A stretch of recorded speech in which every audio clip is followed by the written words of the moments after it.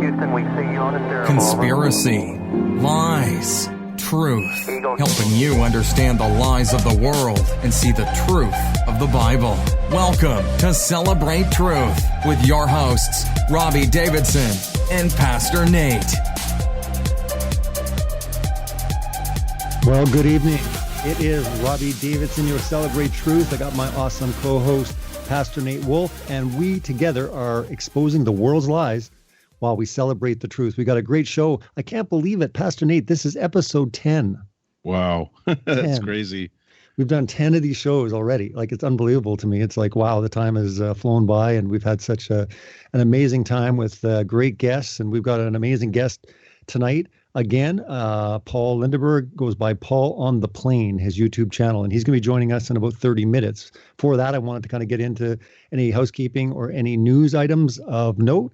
I want to mention that there was a conference just announced called Truth Quest Calgary. It's in my province in Alberta, Canada, and it will be May 18th, and it's going to be a great time. Jared Cressman's coming up, Emily Pittsburgh. There's going to be Nathan Reynolds, myself, Matt Long, and Mark Sargent. So I'm really looking forward to that. That was just actually announced, I believe, today or yesterday. Most of the speakers have now started to post some information on that. So it'll be kind of good that for Western Canada, at least, a lot of people can, take part in something like Question Everything. And I think that very nice. Sarah, that's putting it on, she basically took Joe's advice on saying, hey, you can do this in your own city or locale. And she took his advice and basically put one together really quickly. I mean, she basically got all of a sudden started discussing things, and now there's a full-fledged conference coming in a couple of months. So it's going to be a really fun time. I'm really looking forward to it. I just got off the phone with Jared Cressman, by the way, which he will be our guest next Saturday. We're going to have Jared on, which is going to be a ton of fun. But tonight we're going to have Paul on to talk a lot about what he does best. And, he's got everything from the show Dome Life. He'll be speaking at multiple conferences this year. Amsterdam, I'll be there with Paul, but he'll be in Dallas at the Flat Earth International, and he's going to be at a lot of other ones coming up. He was with us in California for Question Everything 2019, and it was great not only to hear his presentation, but also to get him, in the shoot for my new project, Global Lies, Unearthing the Truth, which hopefully I'll be able to come out with here in the fall. So anyways, let's go to you, Pastor Nate, and maybe mention anything that's happened this week or anything that's coming up that you want to mention real quick. Sure. Well, I finished up Series 3 Bible research for Canon Quest for their Bible training cards. They'll be starting that soon, and they'll have 6 new Bible verses that will be illustrated on the cards, and they also have the corresponding activity books. And this coming week, I'll be finishing up some introductory pages for those activity books. So that's keeping me busy. And very excited that on Monday, this coming Monday at 6 p.m. Eastern, I'll be on Patricia Steer's show, Flat Earth, Another Hot Potatoes. So pretty excited about that. Had a chance to meet her in Denver, and then had a chance to talk with her a bit at Question Everything. And she invited me onto her show. So I'm pretty jazzed up about that. I'm looking forward to the show. Yeah, I think she was really excited, obviously get to know you better, but then also I believe that she's going to be having Jared on. I think she just had Al on, from Question Everything, talking about CBD. And it was pretty great. I think that she was blown away by just the quality and the content. And it will be great. Like I said, I was just talking with Jared before the show, and he's excited as well. He's excited to get to know a lot more people in the flat Earth, as yourself. Listeners are probably not aware, but he deals with other areas, and this is kind of a very new area for him. Even though he believes in it, he really hasn't in these circles, got to know many people. So he's having a fun time, getting to know a lot of these people, especially now that things are blowing up like crazy for the new Netflix documentary Behind the Curve, which, love it or hate it, it's generating such an incredible amount of interest in the topic. There's many people, reaching out to myself, but even Jared was mentioning it. He's got so many people reaching out to him asking more. And he mentioned that there's someone that actually just, went to Chad's website, ordered his book. He's, I guess, in seminary, and he wants to look into it further. And he came to it through Behind the Curve. Oh, So wow. it's Cool. crazy that a hit piece or a mockumentary, however you want to look at it, is still generating a ton of people. God can turn it for good, right? Even though men wanted to use it for evil, God can turn it for good. And I really believe that very strongly because, you're seeing evidence of it, and you're seeing evidence of it with me. I mean, I came to a video mocking it from an atheist, making fun of the Bible and also, the creation account. So to me, I'm never afraid of these things. So it's really exciting to see, how much interest it's developing, not just with the media, but also just with, people in general. I mean, I've been getting text messages all week, actually. Hey, did you know you're on Netflix? I keep bugging my wife. I'm just like, Nice. actually, it was funny because one person reached out and actually saw my wife before they saw me. And they actually text while they were watching it. They're like, did I just see you on Netflix? And all of a sudden it was like ... And then all of a sudden, I don't know, it was about 5 minutes later. It's like, wait a minute, I just saw your husband. It is you. It was really funny because you see a quick shot of my wife. She's just kind of helping people behind the scenes. She's not speaking or anything. So it's just really funny. I'm just saying to my wife, I'm like, you're getting recognized before I am. It's funny.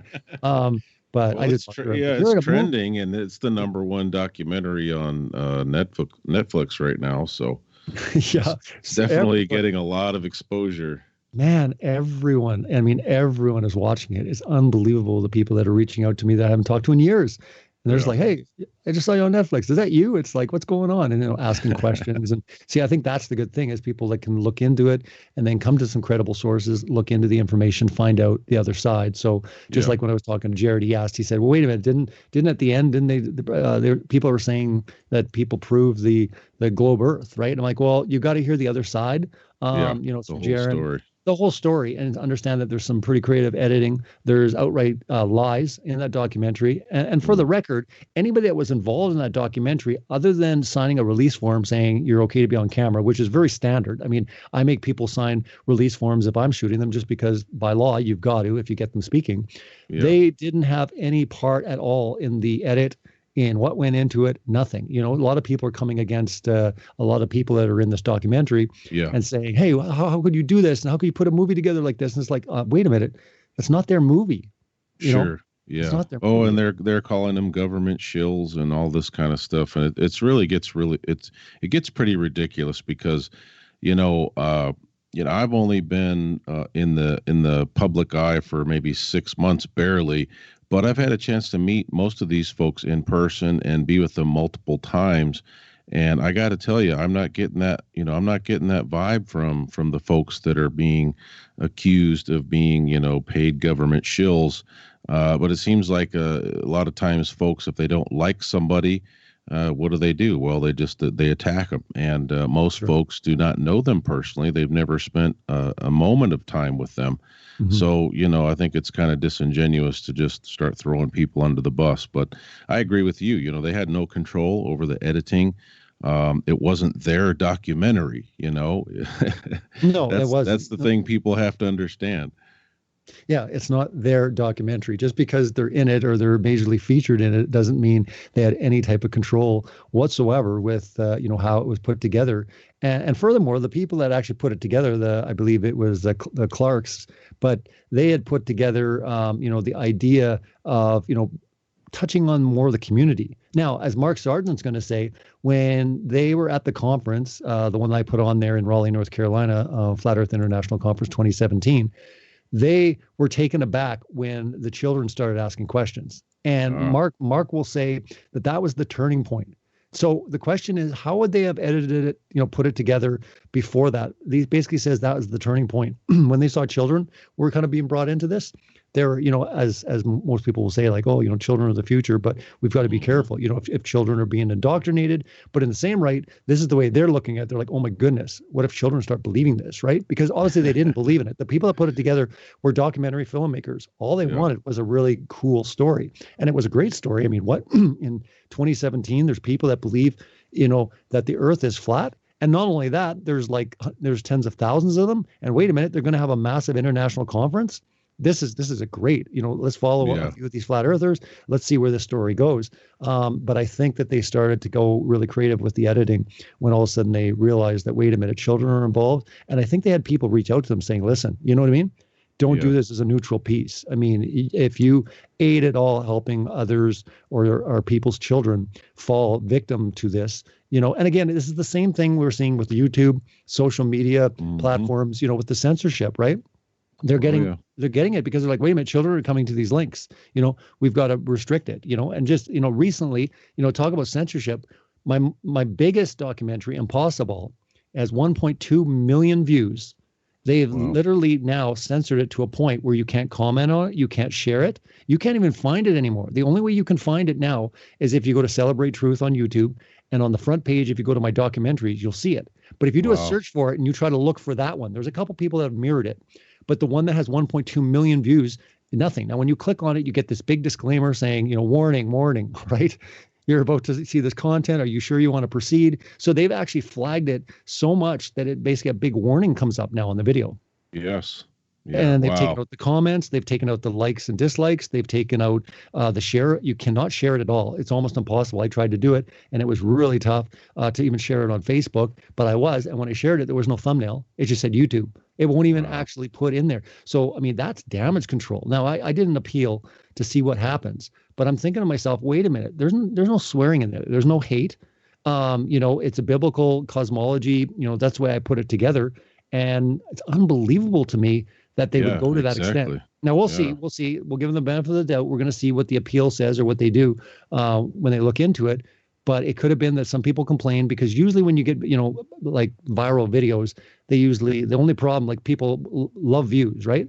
It's great to get views, but unfortunately, the more views you get, the more eyeballs you have, the more trouble you can get in, right? And that's the only reason that they've flagged this one is because it has 1.2 million views, right? There's no other reason because other people have the same documentary mirrored and it's still up, right? They're not taking it down, right? Sure. And it'd be very easy to detect exactly the other videos. So anyways, I just see this happening. This is escalating where they're really trying to censor it. They're really trying to make it harder and harder for people to find this information. That's why it's so important, for shows like this. And then also for us to be able to, aid and support each other, in helping other people know about great content providers, because it's going to be harder for people to find if they do just straight searches on Google. Yeah, exactly. They're doing a lot of little things to mess with folks, but of course with the 1.2 million views, that's just huge that they would just tighten everything down on that. And like you said, there's nothing in there that should be screaming out, "Oh wait, this is against our standards," or this is kind of risque or anything like that. It's just it's the success of it. And, the far-reaching nature of it, they're just wanting to try to censor it and pin it down. Yeah, there's nothing in that at all. And now in the fine print, it actually says if there's hate or if there's obsessive like swearing, there's all these other things. But in small print, it says or if it's of controversial nature. Okay. Now, regardless, I'm thinking how many controversial videos on YouTube? You know what I mean? Yeah, exactly. Millions. There's like millions of them, right? It's millions. Yeah. So no, I mean this one obviously. But they cherry pick which controversy, right? Oh, they really do. They really do. So it's going to be interesting to see how this kind of shapes up, especially when it comes to Impossible, because like I said, I mean that was put out in I believe 2017. Yeah. 1.2 million views. I mean it's done the most out of any of my videos. That's including Scientism Exposed 1 and 2. Right. I came out with Improbable, which was the sequel to Impossible. And I mean, it hasn't been flagged, but it's only about 100,000 views. Right. So what I'm thinking is, because it was, I guess went so viral or it was out there, but it's been out for such a long time. That's another thing that's weird. It's been out for such a long time. This is 2017. Right. We're in 2019 now. And then all of a sudden it gets flagged. And this is don't worry. It says, don't worry. People can still, it's still public and people can still watch it. Well, thanks. Yeah, How are they going to find it? How are they going to find it? You can't find it. So the only way for them to get to it is to go directly to Celebrate Truth, and they have to click on the documentaries then. Sure. Yeah. Like on the front page, I have all my playlists, and I've got like all my documentaries. I've got I got Flat Earth sermons. I've got the media. So I've got all these playlists on my on Celebrate Truth homepage on YouTube. But what I'm saying is, I went to try to go find it. It's virtually gone. I mean, I can't find it any which way. I can type in impossible celebrate truth. It still doesn't come up. Wow. So they've actually, they've completely removed it out of search. So you cannot find it through search. You can't comment on it once you're there. Yeah. You've got to actually say okay and proceed because it says it's very sensitive information, and viewer discretion is advised. Viewer discretion is advised.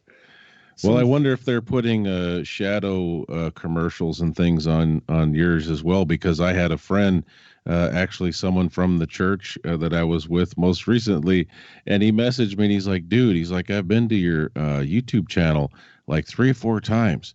He's like, every single time they play an ad for mental health. And the funny thing is like when I go to my channel, I don't see any commercials or any of that, right? Sure. So they do all kinds of stuff, but that's a huge thing. I mean, that's huge. I mean, that's way worse than just, dropping a few subs from somebody or, putting commercials for mental health. I mean, that's such a hugely successful video for them to do that is, it's got to be frustrating. Oh, it's awful. I mean, when I saw that, I was just like, wait a minute, like that's just way and beyond. Now, like I said, we'll see what happens in the appeal process. And even if it comes back and they say, no, the decision still stands, I'm going to contact YouTube and go that route because, for me, this is based on principle. Let me know exactly in that video what is in violation, because it's been up for a very long time. Yeah. And there's a lot of videos out there that are probably a heck of a lot worse when it comes to swearing, when it comes into just, different language or whatever. It has nothing. It has nothing. Yep. I mean, it really has nothing.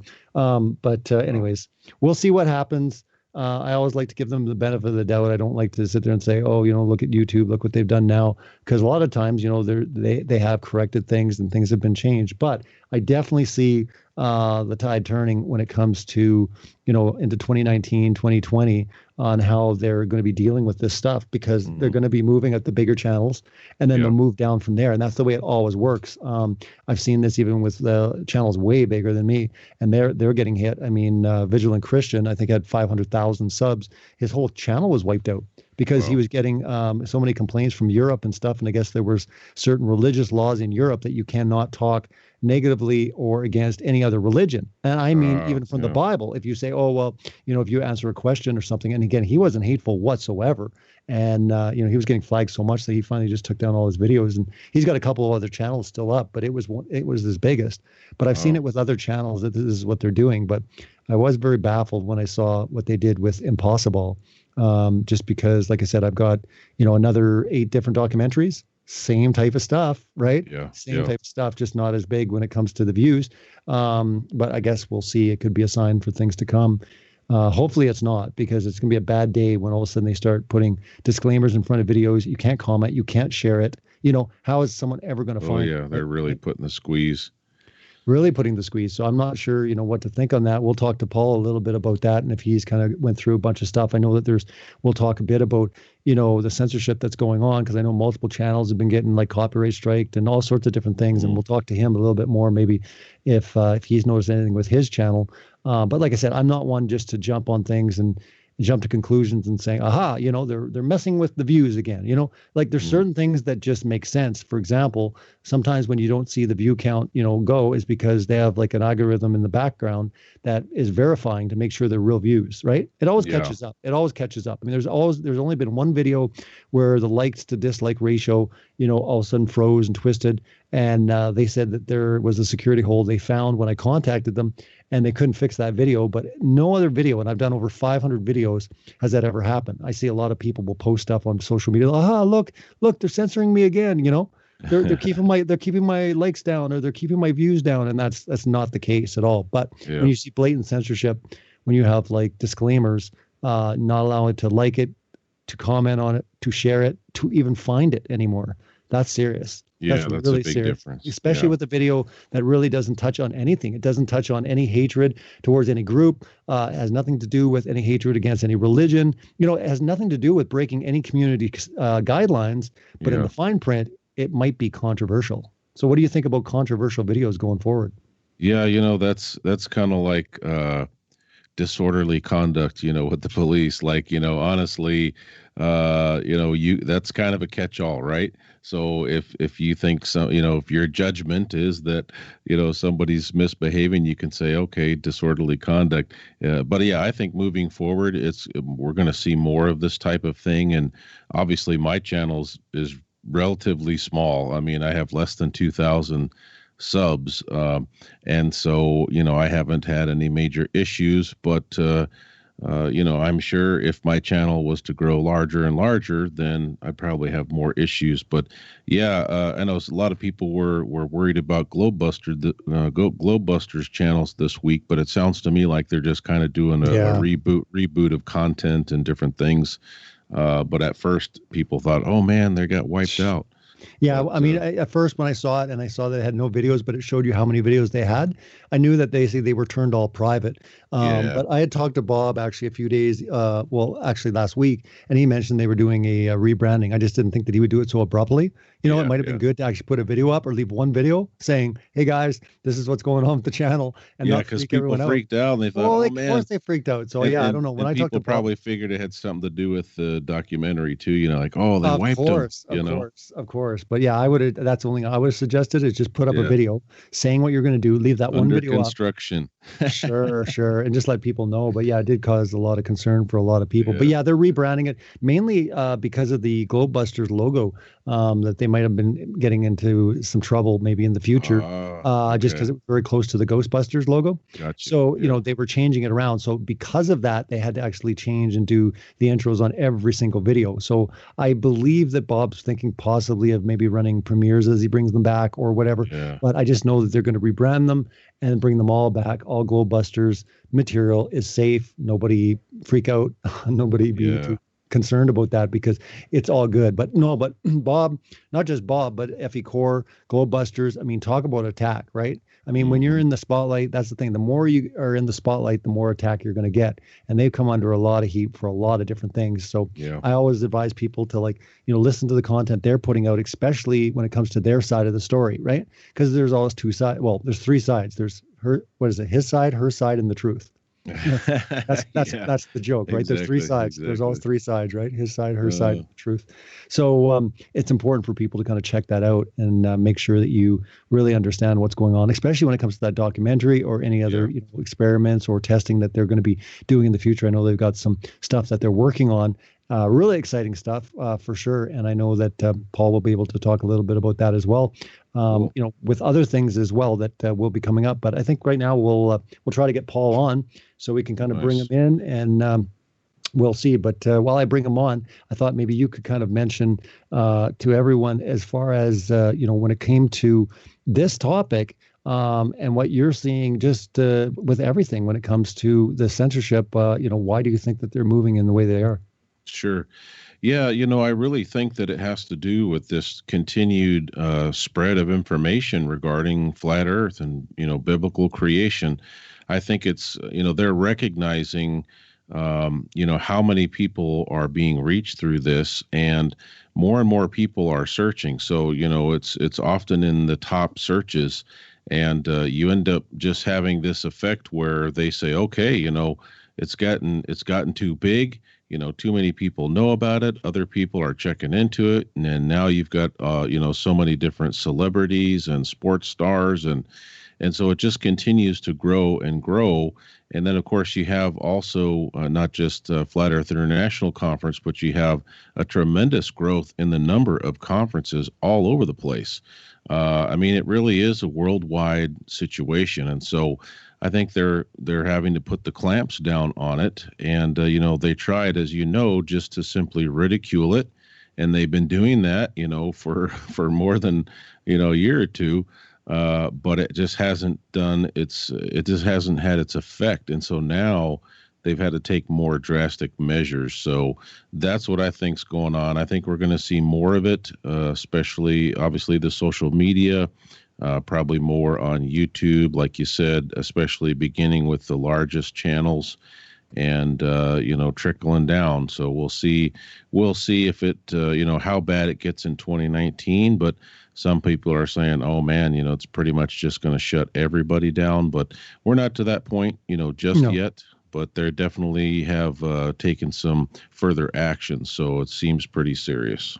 Yeah, well, especially when they're in Congress and they're, lobbying them to, hey, you got to do something about this flat Earth or conspiracy videos and stuff, and they're under all this pressure. But what we'll do is we'll get Paul on, and he can maybe comment a bit about that, and then we can kind of go into more about his work and what he's been doing. But Paul on the Plane is our guest for episode 10 on Celebrate Truth Radio. Paul, you with us? Yay.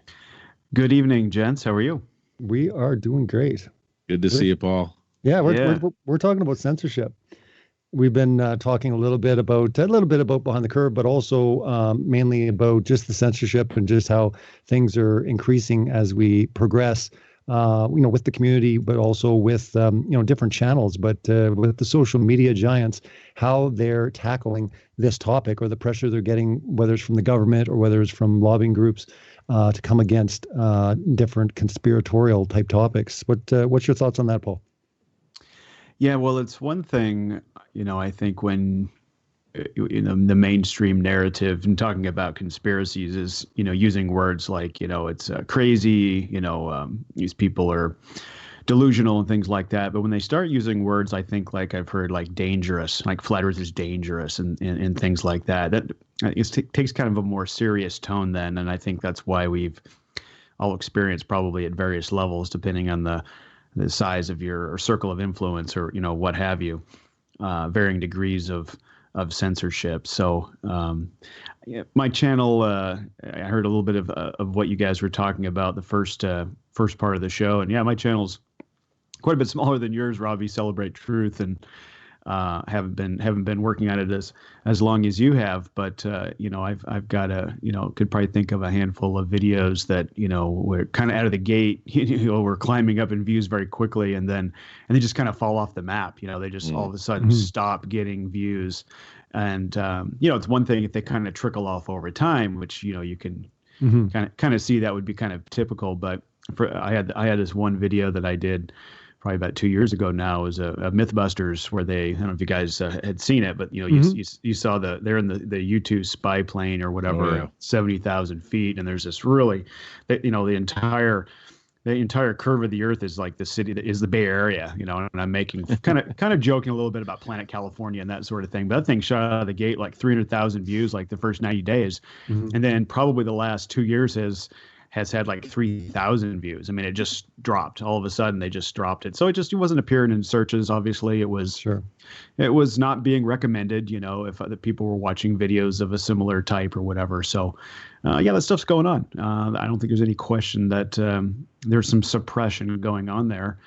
And I've done kind of like what you did, Robbie. I kind of went out and just said, hey, I'm gonna do something that I can control, and built a website and start putting the content there. So there is a spot for it to live that you can, maybe a secondary place to store some of that stuff, because it's getting tougher and tougher to find the good quality content, for sure.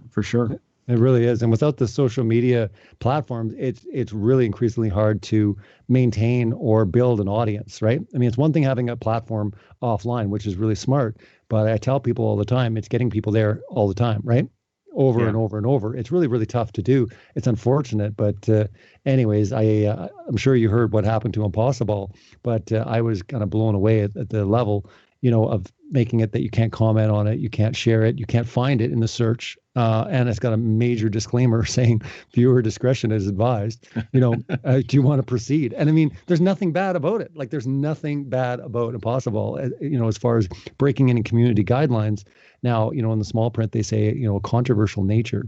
Well, I'm sorry, but there's a ton of controversy on YouTube. So they're going to have to try better than that. But we can. Yeah, we can talk, another time more about like censorship. This show is to basically talk about you. We're thankful to have you on. This is Paul on the Plane. Check out his YouTube channel. Also, Paul has been doing a lot of various conferences. He's going to be at a number this year. And I don't know what you would say. I mean, obviously you do the show on TFR. You got Dome Life, the podcast. And also, you're doing the Faking Space series. And I thought we would talk, more about that this episode, not just with the moon landing, but also just many, many ways that they are truly faking space as far as how they're, presenting it to people. Maybe you can comment a little bit about that, or how you even got into this crazy topic called Flat Earth. Yeah, well, the dangerous topic of flat Earth is what kind of what I'm hearing now. It's very dangerous to society to be talking like we are. But my story is probably not too dissimilar from anybody. I didn't set out to debunk it, though. Like I hear from a lot of folks, hey, I was going to debunk this thing in a weekend or over a week and be done with it. It was just curiosity killed the cat sort of a story for me. My wife mentioned that she had seen something on Facebook about flat Earth.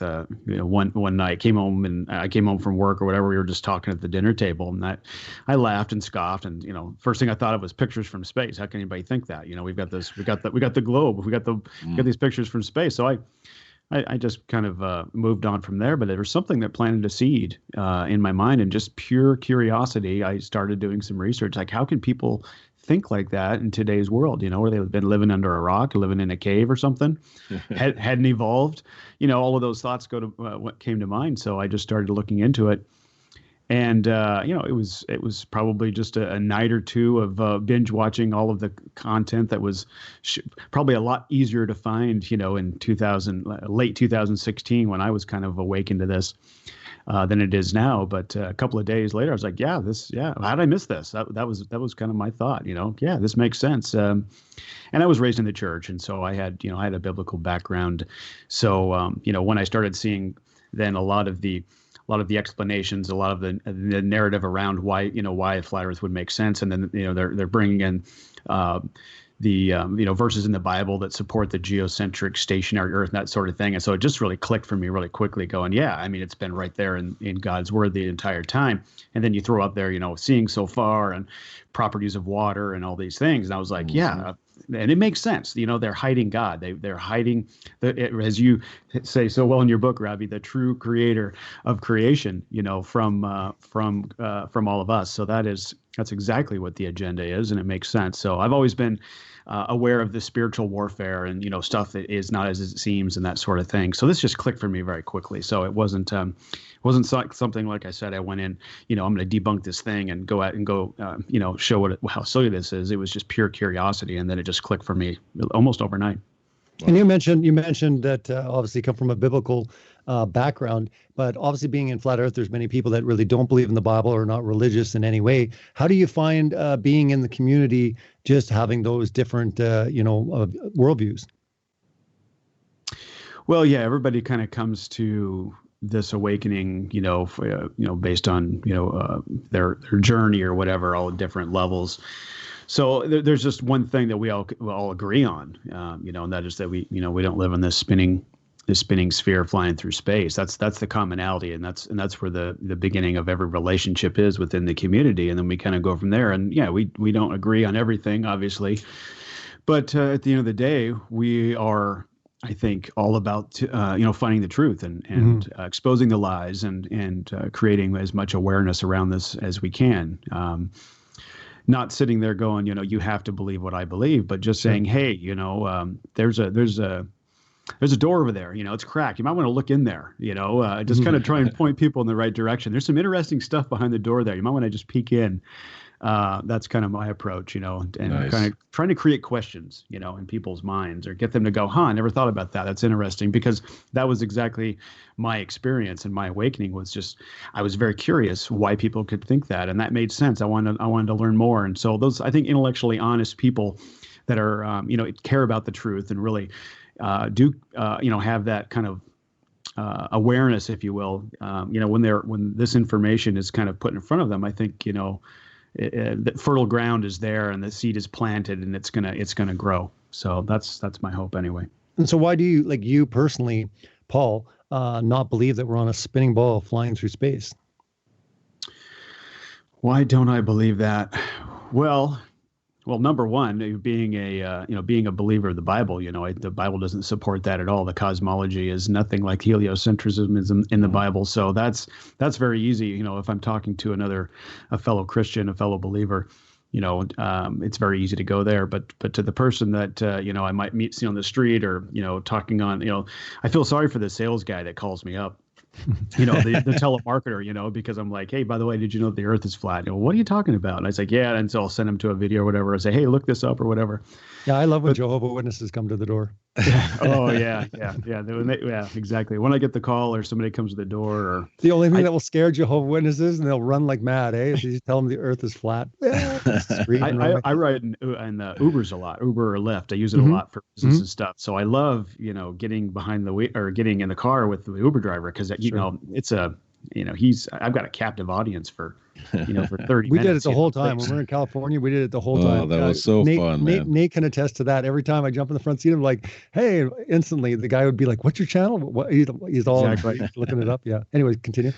And then when you get out of the car, you obviously have a chance to rate the driver and include a tip or whatever, and then you can leave a comment. And I'm always throwing some links in there, or reiterating some of the points that I had or whatever, because Nice. I'm assuming they see that. But in those situations, that's what I'm doing is I'm starting to ask, just kind of ask questions. I mean, have you ever thought about this? Have you ever thought about that? And the things are, like, did you know, how far we can see? Talk about the properties of water. I talk about the air pressure system of our atmosphere. Existing, next to another air pressure system, a lot lower air pressure system with no barrier. How can that be? And the law of thermodynamics and those sort of things.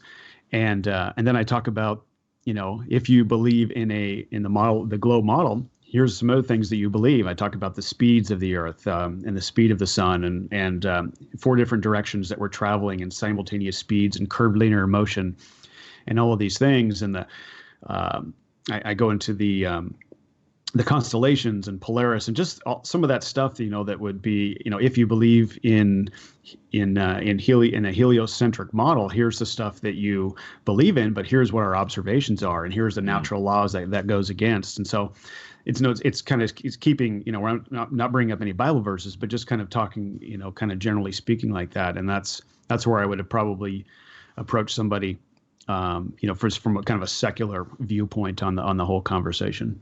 I think a lot of people, they're, massively skeptical when they first hear, wait, did you just say flat Earth? Like, how could anyone believe in flat Earth, in 2019? I'm sure people that are listening in right now, are scratching their heads. But maybe you can comment a little bit about that, Nate, as far as just how crazy it sounds at first, but how much legitimacy there is actually behind the fact that we're not on a spinning ball flying through space the way that we've been taught. Oh, sure. And, my experience, I think I had probably heard Obama or somebody, make a joke about flat Earth once or twice, but it wasn't anything that was on my radar at all. And it wasn't like I, had any understanding about it or any interest. But as I was doing some study, obviously, then I'm on YouTube, stuff starts popping up. So for me personally, it was just like, it just seemed so out of the blue. Now, looking back at it, I do believe that for many of us, there is a spiritual connection here. There is, an awakening of truth that we've all been privileged to be part of. And as Paul said, some people come into it from different, openings, open doors, viewpoints. But I think some people are just so shocked because it wasn't something that they knew anything about, really. But I do think that more and more today, especially like within like the last 6 months, this thing has just taken off the ground so well. More and more people have at least heard of it, right? So I'm kind of wondering, maybe it's starting to change a little bit in that respect now. But I think for most people, it's such a shocking topic. At first, they probably think it's a joke, like, are you serious? And like you said, there has to be something that pulls them in to have interest in studying. And so that's why I think it's so important, to know your audience. If you know that they're a believer, you can say, hey, the Bible talks about the true creation. Would you be willing to check out, Genesis 1 with me sometime, or just check it out for yourself? You're going to find that it's very different from what, modern science says. But just having something to pique their interest. And I think it's great. Like Paul was saying, hey, sometimes I'll just give them a little link. And if they click on that link, man, there's a chance that they're going to be going down the rabbit hole real soon. Oh, yeah. Especially if it's what links do you actually send offhand? Do you know any go-tos that you usually send people to, Paul? Well, yeah, we inevitably end up talking about space and things like that. So, in that conversation, like in the Uber or whatever. So if I'm able to send a link, then I'll usually send a link to my website with the with my Faking Space series on it, kind of referring back to some of the stuff we talked about. Because I think inevitably, if you're talking about cosmology and you're talking about, the heliocentric model and explaining, that the Earth is supposed to be spinning and flying around the sun and also chasing the sun, and our entire galaxy is moving too, and this sort of thing. And then, the questions come up then, well, what about pictures from space? What about satellites and all this sort of thing? And so that's what kind of would lead into that. So a lot of times that's what I'll do. But, I look back to what were the videos that I watched that really got my, turned my head. And that was, Eric Dubé's 200 Proofs. It was ODD's Stranger's Guide to Flat Earth, the 21 Questions. Of course, Mark Surgeon's Flat Earth Clues. Those are ones that were the bedrock kind of for me, the first ones that I got exposed to that, in a very short period of time, just got my attention. So besides some of my own work, I'll send some of those videos but I've also sent some of your documentaries, Robbie, again, and if that's somebody is a believer or is a Christian, then those are great ones to bring up, the ones that you've done. So there's just so much, pick out a handful. If, people are listening, talking about, what do you send? Pick out some of your favorites. What are the ones that impacted you the most, in your awakening and in your journey, and those should be your go-to, because you're going to be able to speak to those. You're going to be able to explain why and that sort of thing. And that's why I got into the whole faking space thing, because when I looked back to when I first was awakened about this, that was the first thing that came to my mind. So it was kind of a stumbling block. Was like, what about the pictures from space? What about my iPhone with that picture of that, on the screen there? What is, how do we explain that? And so that's why I started getting into just that aspect of it, because that was my initial stumbling block. And I was then thinking how to relate to others would be, well, if I could help remove that, potential hurdle early on in their journey, it could maybe accelerate things. It's a great talking point. Let's get right into it then. As far as the stuff that you've touched on, especially with that series. But again, these are common questions that get brought up all the time. But let's start with the whole. Wait a minute, we've got so many pictures. What do we do with that? We have so many We have so many pictures of the Earth. I mean, obviously that's proof, is it not? Well, up until like 2015 or whatever, we couldn't really say that. We didn't. We had one basically for 40 something years. The from 1970 or from Apollo 17, 1972. That was the only picture we had of the Earth for a very, very long period of time until just more recently. And then with the launch of these satellites, as we're told, like the Lunar Reconnaissance Orbiter, I think it was in 2013, and then the Discover satellite, which is 1 million miles away, taking pictures, 20 as many between 10 to sometimes as many as 30 pictures a day we'll get from 1 million miles away. A 4 megapixel camera with like 130 millisecond exposure, getting these crystal clear pictures of the Earth from 1 million miles away. Don't get me started, but stuff like that. That's just a little bit more recent, and then the Himawari satellite, and so that's what my series has focused on, is dissecting those images that we get back from those space agencies and using some forensic tools and free image editing software that you can go in and adjust levels and show that, if this was a real picture, this is how it should react to some of these tools. But when you put in, these images from these space agencies, here are the problems that we see.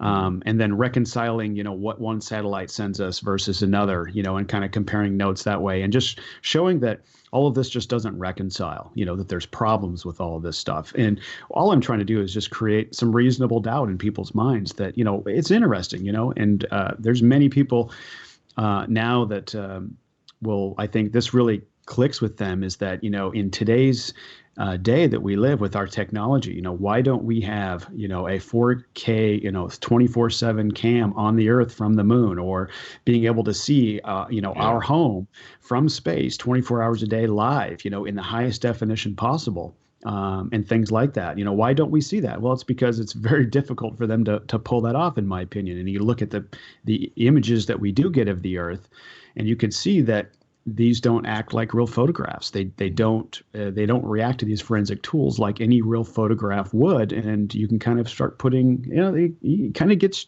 the seed of doubt in your mind that why do these pictures have to be these composites, and why do they have to take the earth and why is it in a box and a tilted box, and why is there no noise in there? Why is there no ambient light coming from the earth? Why don't these things act like photographs?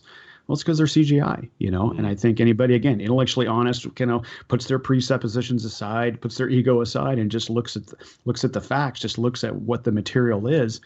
You're going to have those same doubts. And that was the journey that I went on. And that's what I try to help other people do, is to see some of those same things, because that's going to lead you down the path of, self-discovery. So that's what the series is all about. Yeah. And I mean, obviously it touches on, for me anyways, the moon landing, because I mean, a lot of people, that will be their go-to as well, right? Didn't we go to the moon in the 60s and 70s? And again, like you mentioned, the blue marble, the famous blue marble shot, like, did they not get the picture of the Earth from, when they landed on the moon, right? They did many missions there, no problem. And I think this is the one thing that kind of sets the foundation, everything in place, because, once that's happened, everything else has to be real. What do you say to people when it comes to the moon landing? Yeah, the moon landing is that's the litmus test. I think when I'm meeting somebody new and getting into a conversation of, about whatever, I really want to find out what their feelings are on the moon landing. If they're questioning that, then I've got somebody I could probably talk to. If they're like, oh yeah, for sure, we went to the moon, no question, they're probably not the fertile ground you're looking for to maybe plant some seeds. But that's really where it began, I think, for a lot of people. But you're right. If they don't have the moon landing, if we can throw enough reasonable doubt in people's minds and show them all the problems with the photos that we got from the moon landing and the videos, and help them understand, that if the surface of the moon is what they tell us it is and how far away it is and all this sort of thing, and then show what NASA provided the public and back in the 60s and 70s, and then again kind of compare notes. There's so many things that just don't reconcile there, and what went through Scott Henderson and I, my partner in the latest season 3 of Faking Space, where we focus really on the moon landings, is there's just so many problems there, and there's so many issues you can see, almost as if the astronauts themselves were kind of whistleblowing this by by how they took the pictures and what they took pictures of. But if you could, again, back to your original question, if we can just throw a little bit of reasonable doubt in people's minds about the moon landing missions, if we are able to kind of take that off the table and take that away, that means that, we do not ever have one picture of the Earth that a human took, that we don't have a human that with their own 2 eyes that saw the full Earth at one point in time, if they don't have the moon mission. So that's why it's very important for the powers that should not be to hang on to that and continue to reinforce that, because if we don't have the moon, that kind of changes everything, and you can get people to realize, boy, they really tried to pull a fast one there and fooled obviously most of the world. And the reason they had to do that is that really reinforces the heliocentric model in people's minds if they believe that we went to the moon. And so that's why I want to attack that, with full force, because that's one that we really want to make sure people realize that there's a very big part of the story that if you dig a little bit, you're going to find. Can you bring up some examples, maybe as of late, of what you've found in your research, something that is striking, something that will make people think a little bit more about? Because I mean, there's so many things to do with the moon landing. I mean, you can start with crosshairs and shadows, and again, what's kind of your go-to, or if there's anything maybe just recently that's come to light that you think is worthy to look into further. Yeah. Well, majority of the credit for a lot of those videos is Scott Henderson. He's really spent the time, going through those images, one by one, and noticing these errors. When he'll send me a picture and he go, look at this. And, and I've never seen the picture before, but he's looked at these, thousands of times. He's like, look at this. And then look at this one from the next magazine or whatever, from this different angle or whatever, and how different the shots are, showing that there were rocks that were moved around, things like that. It's just like, wow. But, it takes quite an eye to catch those. You have to look at a lot.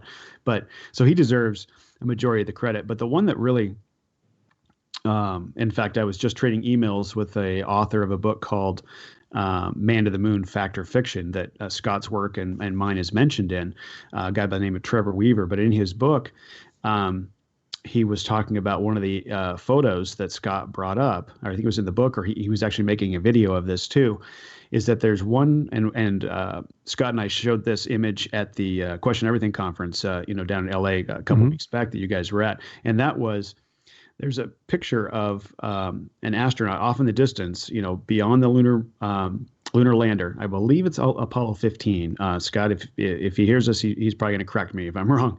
But you got the astronaut on the other side of the lunar lander, and he's got his backpack on. So he's got his personal life support system, or PLSS, on his back. And then obviously the astronaut that's taking the picture has to have one on because he's outside as well. So there's two there. But then right there in kind of in the foreground, and one of them is kind of right in front of the lunar lander, and there's another one that's shoved underneath it, and they're kind of broken open, are two more personal life support system backpacks laying right there. And they're all torn open. And so there's four, basically in that image, you would say, well, there's four of them. But every single of the Apollo missions, only two of those backpacks were included. But there's four in this picture.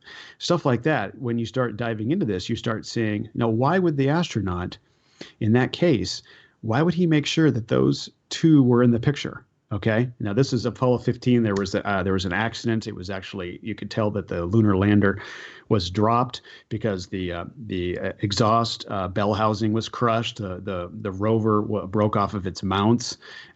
It's the only mission where you don't have the two astronauts doing the flag salute right at the beginning. They actually go out and do a bunch of EVAs first, and they come back and do the flag ceremony. It was the only one that they didn't do that. Obviously, in my opinion, they had to go and kind of clean up the mess because they dropped the lantern when they were doing the simulation.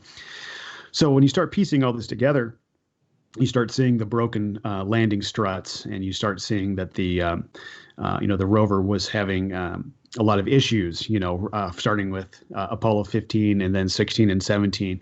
And you could see how in one mission you would have three different rovers and three different tire tracks because it was continuing to break down and they had to fix things. And so stuff like that, when you really get into these images, you can start seeing all of these problems. But there's nothing like in this transcripts, all of the words that the Apollo astronauts spoke, everything back and forth from Houston, mission control or whatever. None of these problems are mentioned. Apollo 16, there was a big explosion out the side and of the ascent stage when it was lifting off. There's no mention of any of that in the transcript. So when you start looking at this stuff, again, reasonable doubt is going to creep into mind, and you're going to see that, it's just very unlikely that this thing actually happened the way that they told us it did. So those are just a couple of examples. Well, there's so many things. That's why I want to stick on the moon landing for quite a bit of the show, just because I think it's the hindrance for so many people when it comes to the topic of flat Earth, for sure. I mean, there's no possible way you can believe that the Earth is flat and believe it in the moon landing. Exactly. Yeah. A big one is moisture. We could talk about that one for a while. The evidence of water and moisture in a lot of the photos, which could not happen, on the lunar surface.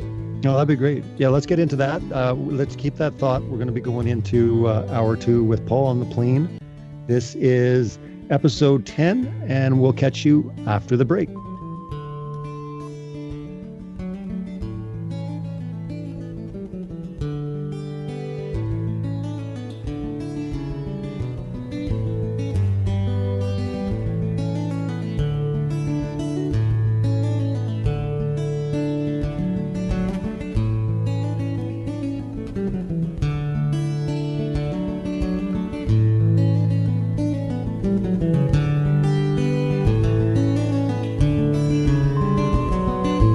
Opinions expressed on this radio station, its programs, and its website by the hosts, guests, and call-in listeners or chatters are solely the opinions of the original source who expressed them. They do not necessarily represent the opinions of Revolution Radio and FreedomSlips.com, its staff, or affiliates.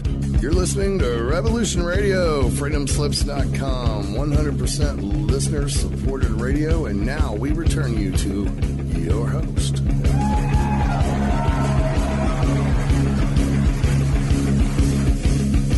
Welcome back to Hour 2 of Celebrate Truth Radio. We're on with special guest Paul on the plane, and we're talking a lot about faking space and also the moon landing. But before we go back to Paul and his thoughts on the moisture and different things to look into, I just wanted to ask Nate if he wanted to bring up any certain topics when it came to the moon landing that were, of interest to him when he was looking into this topic. Maybe you can comment a little bit about that, Nate.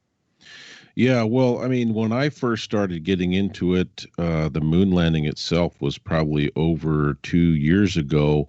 And so I'm not sure, how long folks have been looking at all of that. But the videos that I looked at, were kind of basic, more along the lines of the shadows that were wrong, showing other sources of light. Those types of things I was very interested in. I remember watching a couple of videos about the movement of the flag, that they supposedly planted on the moon. And, one was showing how, this can't happen on the moon, and then there was another one saying, no, this is totally cool. And let me show you how that's supposed to work. So it was fascinating to me. I mean, I kind of went through different phases of topics that I looked at, but the moon landing and the Kennedy assassination, were two things that really I dove into a lot. And I thought there was a lot of different evidence, just in some of those basic things that I mentioned just now. Those are both on either side of the spectrum. I mean, before Flat Earth, JFK is the start of kind of the conspiracy, rabbit hole. Yeah. And then obviously the moon landing is kind of that pivotal piece that you need to break down that foundation in order to get to the Flat Earth. But I was blown away by Paul and Scott's presentation at Question Everything, because it was so much more detailed. I mean, I didn't know what to expect from the presentation, other than I know that Paul does awesome research, and he always has a great presentation format. So I knew it was going to be good, but I was blown away with how many different details that he and Scott examined. And I kind of just got sucked in, and lost track of time. And before you know it, it was, their segment was over. I was like, wow, they really presented a lot of details and information. And for people, sorry to interrupt, but for people that are interested in that presentation, if you go to QE2019.com, the digital download will be available here soon. I think you can pre-order it right now. So get a copy of that. You can see all the presentations of Question Everything 2019. And, let's get sucked right in again right now. We've got Paul on the plane here, and maybe he can go into a little bit more of those amazing things to look into when it comes to the moon. Yeah, sure. And if people would like to get a copy of the presentation itself, I'm happy to send it along to them. They can just shoot me an email. Paul at paulandtheplane.com. I'm happy to send him a copy of the PowerPoint. I think we have 50, 60 slides in there that and a description there, of what to look for and all of these sort of things. So that way people can look at it, on their own high definition screen and can, kind of magnify and really look at some of the detail, which sometimes could be lost, because it was projected up on a big screen. And so, the resolution was probably a little bit lower and stuff, but happy to send it out to any of your guys' listeners that would like to see it, on their own computer screen. But yeah, the one that when I was first exposed to Scott's work that really, impacted me the most, which is why we tried to kind of end on that in the presentation, because I think it's the most impactful. And that is that there's so much evidence of moisture in these photographs from these moon missions. So, for the listeners that don't know, first of all, there should be no moisture. Moisture cannot exist in such a low pressure environment. So we're told that the lunar surface, the amount of air pressure is down to 1 times 10 to the negative 11th torr, which is essentially 99.9% of a vacuum.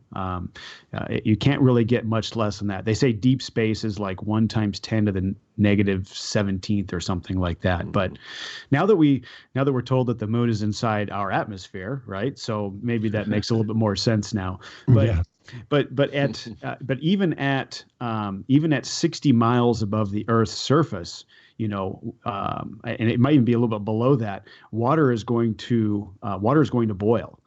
because there's just the air pressure is just so low. And now we're starting to talk about 240,000 miles away, and we're talking about the surface of the moon. There's no way that moisture could exist. It would immediately be dispersed into the vacuum of space, and you wouldn't have any evidence of moisture. It would immediately just very simply be vaporized, for the lack of a better term. However, when you really start looking at these photos that these astronauts who had these cameras strapped to their chest were taking pictures of, there's just a ton of evidence of moisture. Mud on the astronaut suits. In fact, there's a picture, I believe it's in Apollo 17, where you've got one picture of the astronaut, and I believe I think it's Cernan. I think it's the astronaut's name. He's got mud on like his left shoulder. Wow. And the very next photo in the magazine, the very next one, you could tell that it's been washed off because it's a lot lighter. It's not as dark as muddy there, but it's washed off, and you could see the suit is wet there now. So it was like two guys playing in the mud, and stuff like that. Probably the biggest one, which just to skip right to, is the Apollo 17 flag, and that is.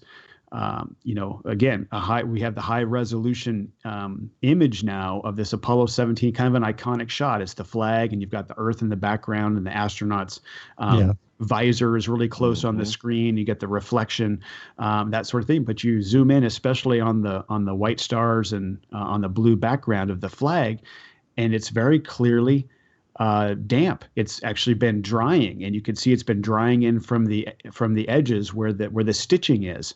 That one, when I saw that, just kind of blew away. That was a game changer, and we've been putting that in a lot of forums, and there's no comeback for that. I mean, it's very clearly wet, this flag. This equipment was just sitting outside, and it was the simulation.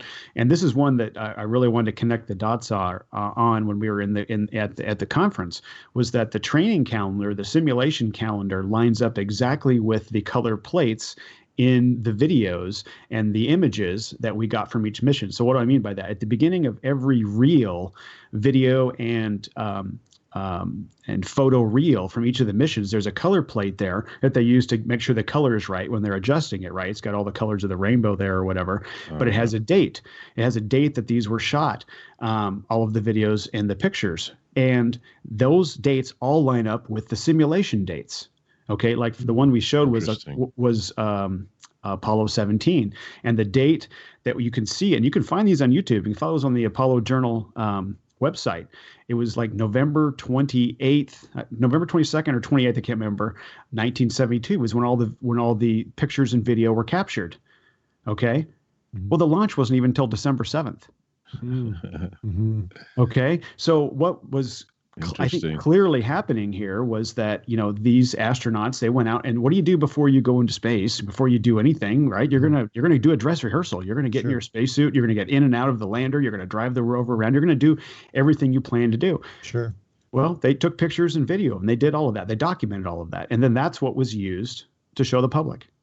And so this equipment was just used over and over again for every mission, over the course of 3 years. So you could see the degradation, the deterioration of this equipment with mildew on it, with mold on it, with standing water on some pieces of equipment. And you can see this in our presentation, where you clearly have this evidence of moisture, where the ground, you could tell over time, in the morning, it was obviously a little bit more moist on the ground. And then as the day went along, the dirt is getting lighter and lighter, as it evaporates during the day.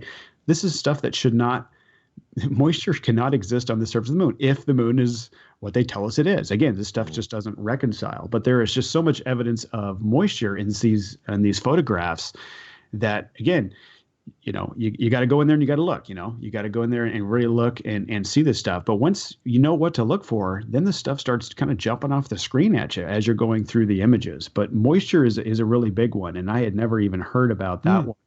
And like you, Pastor Nate, I remember seeing when I was younger, the shadows pointing in different directions. How come there was no blast crater underneath the lunar module? Had no dust on the landing pads, and all this sort of thing. And that's, I think, all valid too. But there's so much more. There's one shot from that was taken, I think, halfway between the Earth and the Moon, and there's two pieces of glass. They're shooting. The astronauts taking a picture, shooting the window of the lunar module, and there is moisture in between the glass. So obviously the seal had broken, and here they are, halfway between the Earth and the Moon, and it's supposed to be minus 200 degrees outside or whatever, but there's water running down in between the two panes of glass. Just couldn't happen in that environment. Yeah. Well, and I was going to say too, I could see the detail, of what you were showing on the big screen. I can't imagine how clear some of that mildew and other stuff, the moisture on the flag, all of that will show up, on your own screen. So I thought it was pretty convincing even on the big screen. And you guys were like, hey, trust me, if you see this, in a higher quality format, you're going to be able to see more of the detail, and you guys really did a great job of showing many new things that I'd never heard before. Yeah. Thank you. Appreciate that. The important thing here, I think, to understand is, it wasn't until, I think it was 2012, I believe, or maybe even a little bit earlier. It wasn't until then did we get our hands on these high resolution photos. This is a recent thing. It's not like these high resolution photos have been sitting out there for 50 years. Yeah. NASA just started releasing these, probably less than 10 years ago. So, with that fact, plus, our technology, and we have these high definition screens now. So we have these high resolution photos on our high definition screens, and we're able to magnify them. That's where you start seeing beer cans and golf balls and spark plugs, in all of the dirt around the lander, and these automotive parts, distributor caps and air filter housings and all this stuff. Even potentially looks like, there were cars, old junker cars that they were just throwing all of the material on to make them look like just rocks or something in the background. But you put a 1940 whatever car, or 1950s car, like one of them is a Corvette. You put it right next to this rock, and it looks like almost the same exact shape. So that's a little bit more circumstantial. But when you start looking at all the detail, what you could find in the soil. It's like, looks like it was a junkyard. It was a landfill that they were filming this thing in. Yeah, it's ridiculous. A lot of the footage, or even the pictures that surface. And what I would ask you though is, the people that come out think you're crazy. What's like three of their biggest proofs that, of course, they went to the moon? Like, obviously, you get this a lot, so maybe you can kind of comment on each one of those, or even just one major one that people keep pointing to and saying, look, this is the reason. This is the reason that we know for sure they went to the moon. I mean, other than the fact that they saw it on TV or heard it on the radio, that's not proof of anything. That's probably the biggest one that I get when people are commenting. Crazy. Yeah, I mean, it's such a big part of their identity and about their history. About it really is. They grew up with it. You talk to people and they're like, I remember where I was. School stopped. We all went in, and there was assemblies, and everybody's watching on TV and hearing it on the radio. Mm-hmm. It was just that, a defining experience in people's lives. So, 50 years later, for you to come up and say, oh, that was a bunch of, baloney. Yeah. That just is kind of a slap in the face. Like, are you trying to tell me I've been duped for 50 years? And that's, it's a big hit on the ego. But that's probably the number one thing that I hear from people is like, no, I saw it on TV. I saw it on the radio. We saw the astronauts splash down. We saw the Saturn V rocket take off. We saw the astronauts splash down in the ocean and get picked up by the aircraft carrier. It happened.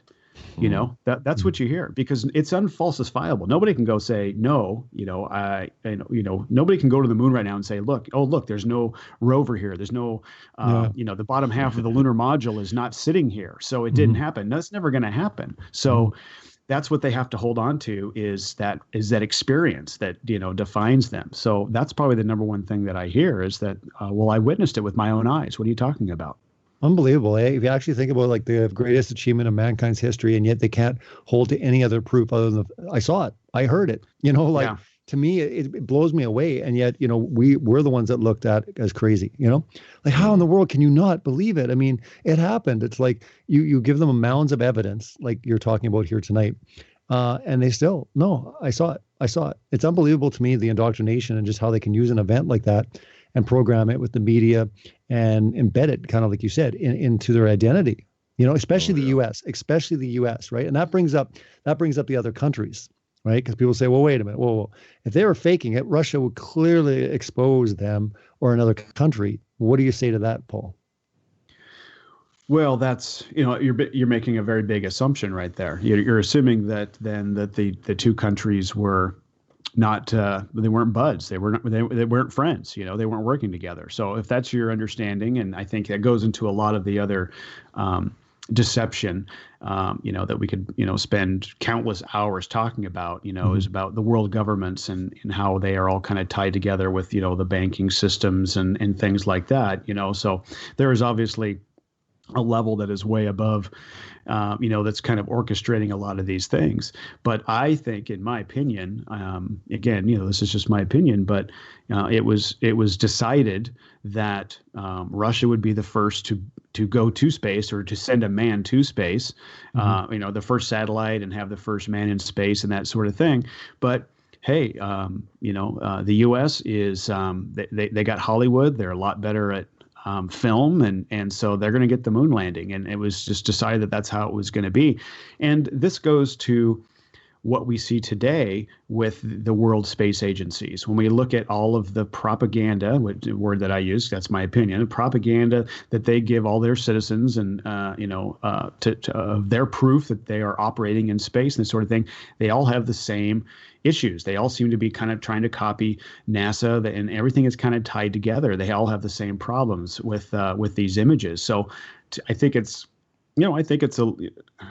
just very difficult for me to look at all of this stuff, the big picture, and say that all of these agencies are working completely independently.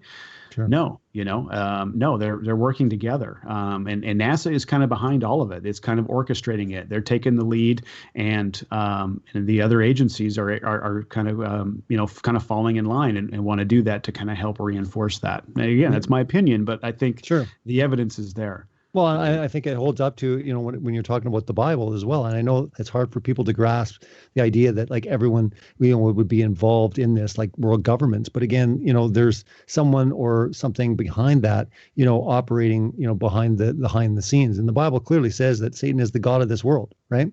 Oh, and if the plan is to clearly keep people away from the true creator of creation and perpetuate his deceptions, of course he would be working with all the world's governments. Heck, he was going to give them all to Jesus. Bow down to me, and I'll give you all the kingdoms of the earth, right? What that tells you is he has the authority to do exactly what he said, right? So he can give that authority. He can work with all the world governments, and we see this, in the Bible. And, I think that's hard for some people to see and to relate to, because like, wait a minute, how could all these people be involved? And, what I say all the time, though, is not everyone is involved in the lie. They're just brainwashed, or, they basically believe the propaganda. They're indoctrinated, and they just continue on teaching what they were taught. That's it, really, clearly, right? Exactly. I mean, obviously there's some big world leaders, at the top of the ladder here, but again, it's really hard to, pin that down and say this is exactly who it is, or, whether it's the Rothschilds or the Rockefellers, or going in through all these different names, or, getting into the Illuminati. Simply put, though, the question hypothetically, and I always bring this up, is if they did not go to the moon, right? And play the game. I always say to people, play this game because it's interesting. Then why would they lie, right? And how far can they actually go? And, and again, obviously you with dome life, believing in the firmament, the biblical model of creation, we can't leave this place. And the whole idea is them always continually wanting to teach us that we have to escape, planet Earth. We've got to, heck, we got to blow up asteroids or go to Mars, or, exactly. We're going to face extinction. All these sort of things, like fear is all put in, not to mention, though, showing the creation model through, exploding out of nothing. And the people would rather believe that they came from nothing, or they're stardust, rather than believing in an intelligent being behind this whole thing. But that's exactly the level of this deception And I agree with you, Paul, when it comes to, you can say this is in your opinion, but clearly that, at the top, people are working together on this to basically keep this lie going. And it's very sophisticated, but a lot of people would have no clue. They would just honestly believe it is what it is, whether they're working at NASA and they're building little parts for they believe that are going to be on a rover on Pluto. And they honestly believe that rover is on Pluto. But nothing is on Pluto. Nothing's on Mars. They didn't golf on the moon. They didn't drive around, right? There are lights in the sky, right? Clearly That's put. right. It's very, very simple. And yet people will keep pointing, though, to, it seems like they're getting more and more desperate as the days continue. Now, people will say, well, wait a minute. Whoa, what about China? Didn't China just land on the far side of the moon? Yeah. Well, that's what they say. Yeah, that's what they claim. And again, you're going to see the same pictures. You're going to see the same CGI pictures that all the other space agencies give. And the question that I always will come back with was, how come, here it is, we're almost to 2020 and we don't have, a live stream of the Earth from the moon. I mean, look, we're told the moon is tidally locked to Earth. You could stick a camera, on that side of the moon and point it straight up, and you would be seeing our home, and we're spinning. So, right. So you'd be able to see the entire Earth every 24 hours. It would do a complete revolution. And we would be able to see home 24 hours a day, 7 days a week, 365 days a year. You could have Pepsi and Chevy sponsor the thing. Sure. And it would be the most, watched live stream on the internet. You would have probably millions of people watching it at any point in time throughout the day, maybe 1 billion people, watching this thing continuously. That would just totally smash any of this talk that we're having about, not being on a spinning ball flying through space. Sure. But if they could, they would do it if they could. And that's what I'm gonna. That's where my stance is. And to your point about an enclosed system, that's why I named my podcast Dome Life. I put my flag on that side of the line, and that is, I don't believe that it's an infinite plane. I believe that that we are in an enclosed system, and that's probably the biggest piece of evidence, I think, when people understand what the air pressure system is that we have here, and that space could not exist to it, or this very low air pressure system existing next to this without a solid barrier or something that's going to be keeping the air, keeping our world the way it is. And that was just the last video that Scott and I did in the Faking Space series, was diving into the vacuum of space. If it is what they tell us it is, there is no way the spacesuit, there's no way the lunar module, there's no way that we would be able to, orders of magnitude, there's no way that we would have anything on Earth that we could build that could maintain air pressure inside it and be in this low air pressure system, because it would just totally explode. Maybe comment on that a little bit, because I think it's really important, because, when people realize that there is really no scientific proof whatsoever, there's nothing you can do, there's no experiment that can be done to show that there could be a pressurized system next to a vacuum without a barrier, right? I think the importance of that is really, really, it obviously is going to be an important detail. Maybe you can explain a little bit more about that, in your findings, and also maybe for people that are curiously, listening in. Sure. Yeah, I think that is, really just kind of got reminded of that just the last few months. There's been obviously a lot of talk in the community really going over this and kind of refining the narrative around this so that we understand fully what it would mean if, the air pressure level that they say that outer space is versus what we have here, and the difference between the two. Even if you were to drop the air pressure down inside, the lunar module down to 5 psi, just above what we as a human could be able to withstand.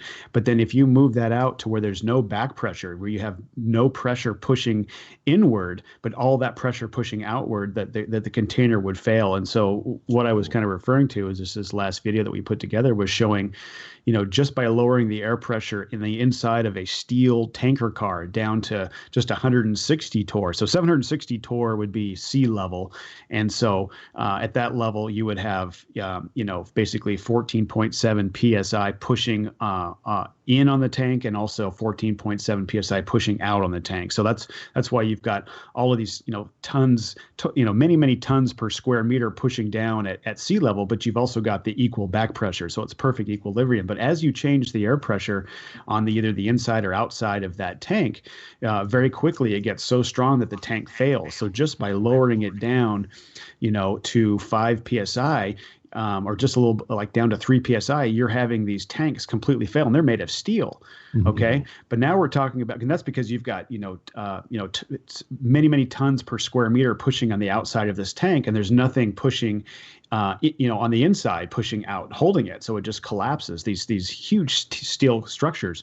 So then you go and you take a look at the lunar module, the spacesuit, and these things are, first of all, the spacesuit being flexible, and then the lunar module being a couple of tinfoil, thickness skin. And this thing is undergoing in orders of magnitude of 1 million times stronger than what that steel tanker car went through to be able to survive space. There's just, very unreasonable, totally illogical once you understand the pressure, the amount of force that the lack of air pressure would cause. There's no way that you would be able to. There's probably nothing we could do here on Earth that we could build that would be able to withstand that. And so the case in point is that the world's largest vacuum chamber, NASA owns it and operates it. It was built actually just opened a couple months after Apollo 11 in October 1969. But they tell us that they can get down to 10 to the -6 torr inside this thing, and it has 10-foot thick concrete walls and steel reinforced so that you can't suck any air through the concrete. And they can get down to 10 to the -6 there at the most. And their structure has to be that sturdy. So to get to the surface of the moon, which is 100,000 times stronger, orders of magnitude of pressure than what the world's largest and strongest vacuum chamber is, but the walls of the lunar module are tinfoil, and the spacesuit is remaining flexible. Guys, this just doesn't add up. It's completely illogical. So once you understand some of these things and you look at what we are told happened in the 60s and 70s and what the environment we're told is, this thing's going to fall apart pretty quickly. What about exactly just what we're talking about, having a pressurized system next to a vacuum, talking about like the atmosphere or you getting into space? From my understanding, science really does not have an answer that they can give when it comes to that. And I think that's what, Flat Earth is really hitting on right now, big time with a few channels. I know that Nathan Oakley with Flat Earth Debates has been talking about this for quite some time, but really stressing the importance, because I don't know to this day if anyone's ever come forward and been able to actually explain how that is possible scientifically. What do you say to that? No, well, I think what we're hearing is, just the mainstream narrative. So they'll say that, gravity is able to hold the atmosphere to the Earth. So it's this atmospheric gradient. So as you get further and further away, the molecules are getting further and further apart, and eventually it goes into space. But the point is then that breaks, the second law of thermodynamics. When you really break it down and understanding that if you have two air pressure systems, any difference in the air pressure systems, which outer space would be, basically no PSI, and here we are at sea level at 14.7 PSI, those two pressure systems being next to each other without a solid barrier is impossible in the natural world. It breaks every law of natural science and natural physics.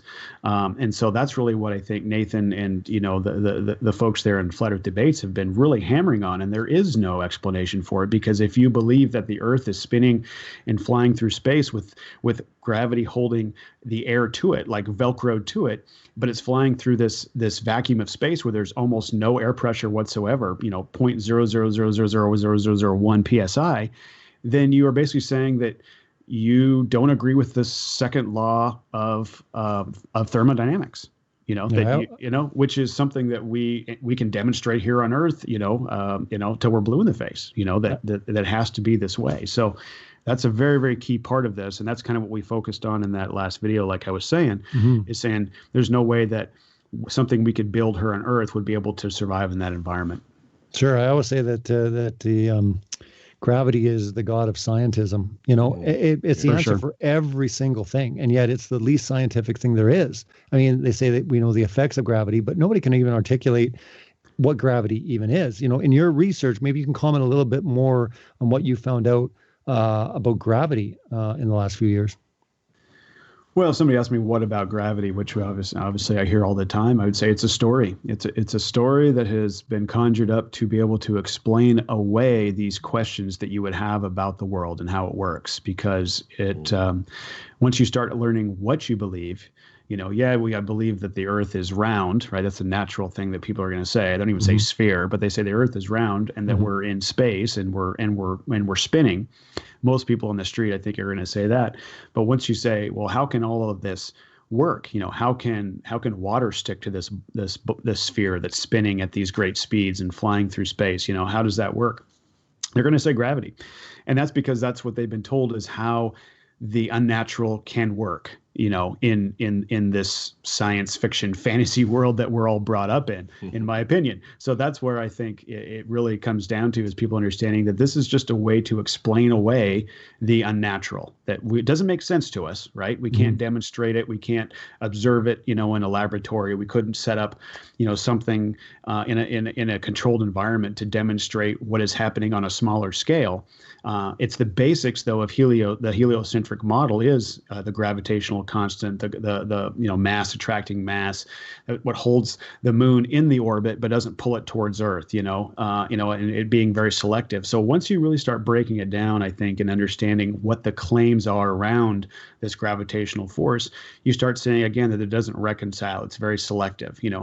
Water sticks to the spinning ball flying through space and doesn't get thrown off, but at the same time, all of that ability of gravity to create that much force to hold everything in despite the speeds that we're traveling at, yet we're able to just stand up and move around and walk around like no problem at all, and we're able to just move and operate. So when you start, really, I think, understanding the claims around gravity, the gravitational pull at the equator has to be significantly stronger because you're traveling at almost 1,000 miles an hour if you're on the equator. But as you travel further north, you're slowing and slowing down. Sure. Okay, but the gravity is supposed to be constant. Well, we should feel the effects of that. As we got further north, we should, and we're not spinning as fast. Therefore, gravity should be we should be more attracted to the Earth because we're told that gravity is that counterforce to the Earth's spin. So stuff like that just doesn't reconcile. And I think to a logical, reasonable person, they're going to start having questions on why are we told all of this stuff about gravity when it just doesn't really add up.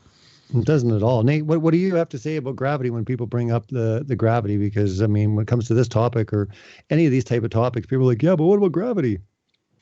Yeah, well, I'm not as sharp as Paul on all of that research, that he's done. But I tell you, usually I tell people, gravity has never been proven. And it was something that was basically a theory at best.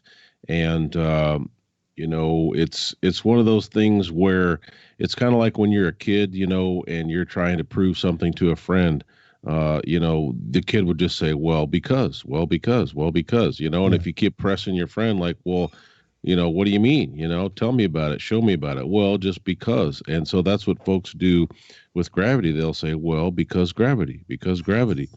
And the funny thing is that, Neil deGrasse Tyson said himself, on some of the interviews and stuff, he was just it was laughable to listen to him, because he couldn't even explain it, right? And then he tried to turn it into a joke, and then after that, he tried to kind of change the subject. So I find it interesting that the supposed experts can't really explain it. So then you have, your neighbor down the street who pretends to be, an expert on so-called gravity. But I think the best evidence is that it goes, as Paul says, it goes against the natural science, actual science, provable science, physics, and all of these things. And that just can't be. I mean, it can't exist if it goes against those established laws of science. It's the answer for everything. It really is. I mean, when you start getting into astronomy, and you get into all these type of fields. I mean, it's gravity. It's like, why does the sun do this? It's gravity. Why, every single thing comes back to gravity, right? The entire construct. Yeah. And, of course, I think it's worthwhile to share with folks about, density and buoyancy. And I'm not an expert on those things either. But, obviously my strength is more in the biblical areas. But I'll say, if the earth is a plane, you don't need gravity. You've got our own mass, on a stationary plane is more than sufficient, to hold us down. And of course you can explain, why do things rise in the air and why do things come down? Well, to me, it's so silly. It's so silly because again, they're looking at the space paradigm, and that's why they're like, yeah, but how do we stick on the ground? It's like, wait a minute, if we're talking biblical cosmology and we're talking about being inside a dome, right? Yeah. Well, the fact is, why would we even need gravity, right? Exactly. I mean, things that are heavy are going to basically fall through, mediums that are lighter. I mean, it's just, to me, it's just so silly that people have this discussion all the time, especially, it's like you drop just a regular balloon is going to fall to the ground, put helium in it, it rises, right? Yes. Well, what happened to gravity then, right? I mean, a lot of people will talk about this. Go ahead, Wolfe. Well, I was just, if I could interject, I wanted to kind of talk a little bit about some of the research that my co-host over on Truth Frequency Radio, Stephen Knox, has done, and we did a presentation in Denver on this particular subject, and you guys are exactly right. I mean, what Stephen found, and I actually helped him with some of the experiments because we did some of them in my pool in my backyard that I was filming some of the parts for the video he's putting together. But what he's found is that all objects separate from the fluid that they're contained in at that speed, that 9.8 meters per second squared. Now, we would always think of it as we're taught it's a downward force, so that we would fall. An object is going to reach its terminal velocity, and that sort of thing, which in of itself would kind of debunk gravity.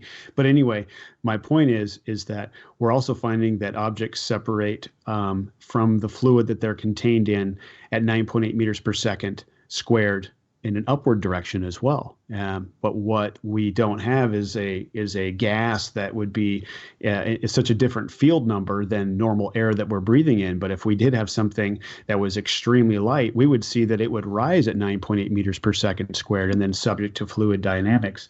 And so some great examples that you can give people, which we talked about, was, what is constant, or what changes is weight. Okay, so we say that mass is constant, but weight changes, this is something that gravity, somebody that, is really believing in gravity or really is stuck on has trouble explaining, is because, how can you be, I weigh about 200 pounds and my son, he's a little bit bigger now, but when we first were doing this sort of thing, if I just stood next to the pool, he couldn't lift me up, right? If we're just standing outside the pool. But once we get into the pool, he could carry me around just like a rag doll and just move me around. And that's because there was very little difference between the field number, if you will, of the water and what my body is. Okay. And so what we find again is that, again, I try to, this is something that anybody can go and do in their own, kitchens or bathroom, when you're starting looking at objects separating from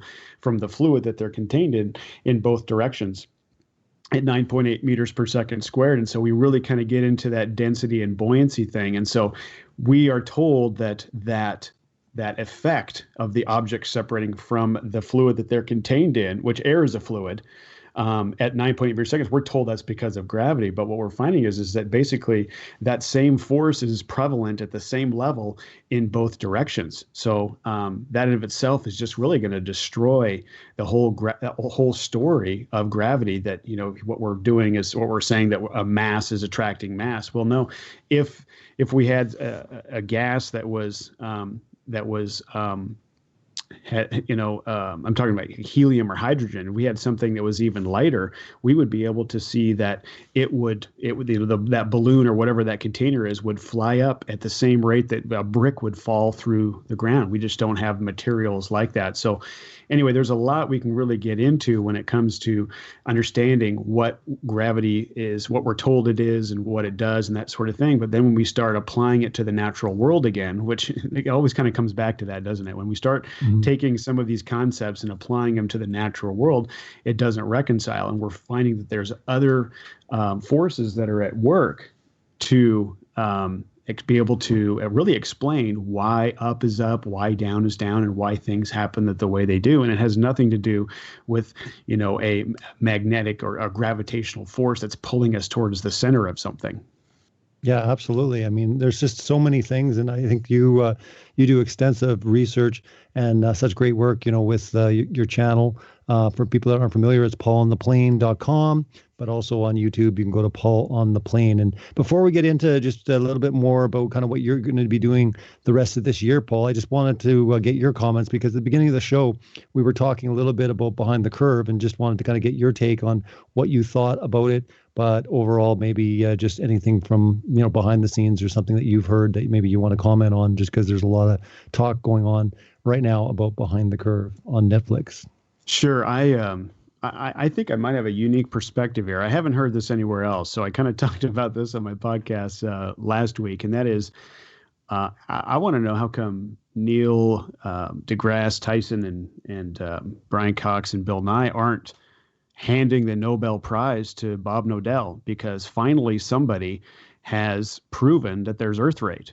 I mean, we've been hearing. I mean, how come these guys didn't bring up, if that's all it took, if a fiber optics gyroscope was all the proof that we needed that the Earth was moving, how come these prominent scientific spokespeople of the world, how come they haven't been destroying flat Earth with that for the last 5 years? That's what I want to know. Why is it that a documentary, a mockumentary, whatever you want to call it, that is released on Netflix, and then you got all of these defenders of the globe saying, haha, finally, finally we got proof that the Earth, and you guys did it yourself or whatever. Well, if this was all the proof that anybody needed, how come Neil didn't bring this up 5 years ago and just smash this thing home? We wouldn't even be talking here today if that was the case. Sure. So that's my perspective on it. Obviously, they didn't bring it up for a reason. Sure. That hasn't been part of. If that was proof, we would have been hearing about that for 5 years, and we would have been obviously investigating that a lot further. So, to the folks that were in the documentary, like Bob and Mark and Patricia and Nathan, those guys, and I think I guess it bears repeating. Those guys had nothing to do with the final product. They, sure. These documentary teams showed up, and Bob even talks about how he spent 2 hours with them explaining what the observations that they were drawing from the fiber optics gyroscope and what it meant, and potentially these other things. But no, they obviously just took the one part out that, again, throws seeds of doubt in people's minds, and they have to take certain bits from Jaron's, test that he was doing with the lasers, and just play that up, in just a way to get you to go, hey, these guys, just kind of an emotional thing. It's a psychological thing. They want to be, it's a community thing, and yeah, it's really interesting. But, I mean, why was so much of it just about, Mark and Patricia's relationship and this sort of thing? So True. This wasn't stuff that, it wasn't like these like Mark and Patricia and Bobby and Jaron. It's not like they were sitting there in the editing room helping them put this thing together and coming up with the message. No, they went out and spent a couple of days with these people and, signed whatever. And then it wasn't until they released this thing that they saw, what was going to happen. So to say that, this is Mark's movie or whatever. It's unbelievable that people there's so many many people that really don't even understand how a documentary is put together. Like they Exactly. really think that that would be the best that they could do. If Mark had full carte blanche, he's going to put together a documentary. He's not going to do that. Mark's not about sabotaging or hurting Flat Earth. He's always been about, supporting it and then helping it grow. I mean, Mark's diehard, same with Jaron, same with Bob, same with Nathan Thompson, all these guys. I mean, if they had full editing control, it would be a completely different movie. I mean, heck, it would have been like tons of proofs, right?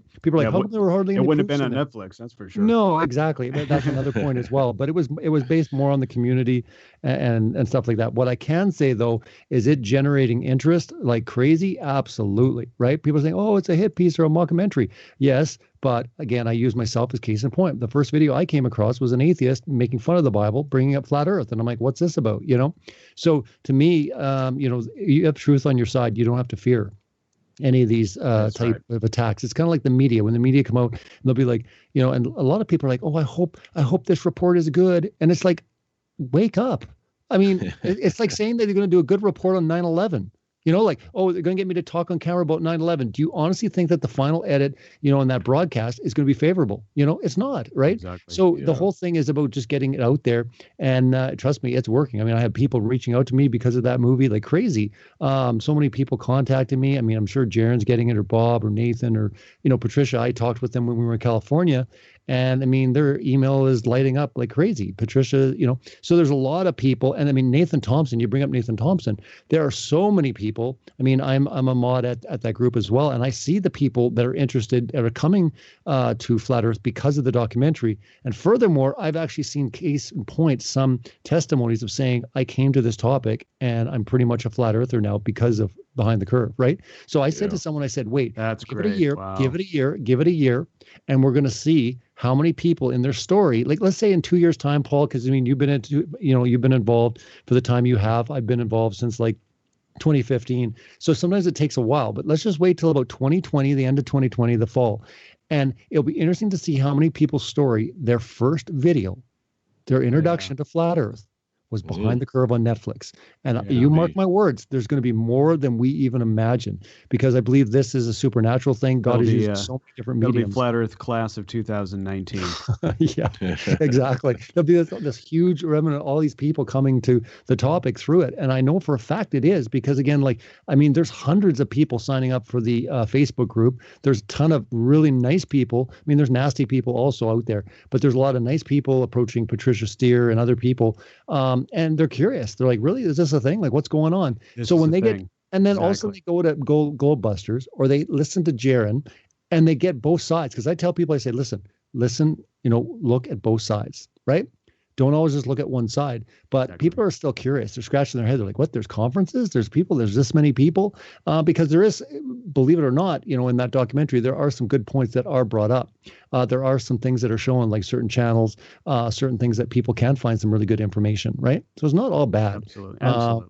But anyways, I hold to it that way. I'm a big believer on there's no such thing as bad publicity. I've seen it with the conferences and with the first year. Yeah, there was hit pieces out there, but you know what? Some of them, generated a lot of interest. And even like ones like ABC Nightline, which was a really favorable piece, it's done favorably well as well. So we're going to get good pieces. We're going to get bad pieces. We're going to get neutral pieces. But overall, you can't pay for this type of publicity. Well, I think the pieces, if we're talking about the mainstream media, they're getting softer on us. Just by and large, as I see them, come out here and there, I get it sent a link or whatever. Just this morning, Robin Campbell, who's organizing the UK Flat Earth conference in September, he did an interview with the Telegraph over in the UK. And it's like the third or fourth largest news entity or whatever over there. And he sent me the link to it. Space is fake: the new conspiracy coming to life online. In fact, my Faking Space series was mentioned to it. That's why he sent it to me, which was really cool. But it was fair and balanced. It wasn't like, it wasn't full of insults. I mean, it kind of brought up both sides, and this is what's kind of going on. And so it was just more of an awareness piece. And I think we're seeing that more and more because people are talking about it, and it's not as crazy. In 2015, I guess, whatever. I wasn't around then. I was still in my blue pill world or whatever. I was kind of Flat Earth class in 2017, but it's a lot different now. I'm finding it just more socially acceptable. When I talk to somebody in the Uber and if we start talking about Flat Earth, more and more now, it's like, oh yeah, I've heard about that, or of this or that. I heard there was a conference. I saw something on YouTube. It's getting into the narrative, the mainstream narrative. So to your point, when big organizations, big news entities say those two words together, that just does what it did for me in late 2016. It just makes me go, I didn't even know it was a thing. I'm curious. And then Sure. there we go. That's exactly what's happening with the Netflix thing. That's what's happening with these mainstream articles. And really, I mean, even if they're looking at mocking it, it's backfiring on them. And it will continue to backfire because, again, it's the truth, right? And when all of a sudden, the truth is presented, there's really nowhere for people to go. And also when it comes to flat Earth, I mean, once you basically have been introduced to this topic, you can't run away from it. You're standing on it. Oh, yeah. Once you see it, you can't unsee it, as they say. Well, you can't unsee it, exactly. But we're all standing on this thing. That's why I say it's the greatest lie ever told. It really, truly is, because you cannot run away from it. You're standing on it, exactly. and it will always be there. Well, like it just haunts you. Even if you laugh at it, all of a sudden you see another article and you're like, wait a minute, what the heck? I mean, there has to be a way to shut this thing down, right? So then they go looking for it. Like, a lot of the people that you mentioned said they came to Flat Earth trying to debunk it. And yes, there's many people that come to this topic because they go, listen, I'm going to debunk this in 2 seconds. Easy peasy. Well, it's not so easy. I mean, I'm involved with this for like 4 years, and I'm astounded at all the interviews I've done. The same crap they say. Oh, what about the ships going over the horizon? What about Aristophanes, with his pegs in the ground 2,000 years ago? I'm like, do they not have anything new? Is there nothing like that just slam dunk and this is it? Let's just go home. Let's go back to, obviously there's still stuff in the world. How come you never brought up the fiber optics gyroscope? Well, there you go. Life would be so much easier. Life would be so much easier. Someone asked me like, oh, do you wish it to be this way? I'm like, no, honestly, I wish it wasn't. I wish it wasn't. It's just so crazy to think that, we're going not just against mainstream, going against basically 99.9% of everything that we've known to be true. And it holds up not just biblically, but scientifically, but also connecting the dots, like you had mentioned, Mark Sargent's Flat Earth Clues. It really starts putting these, puzzle pieces together where it's just a mound of evidence. I'm still blown away to this day how much evidence there is. Someone said, well, what would it take? What would it take, to prove you, wrong? And I'm like, there's such a mound of evidence. It's like saying, what would it take to prove that evolution is not true? There's so many things.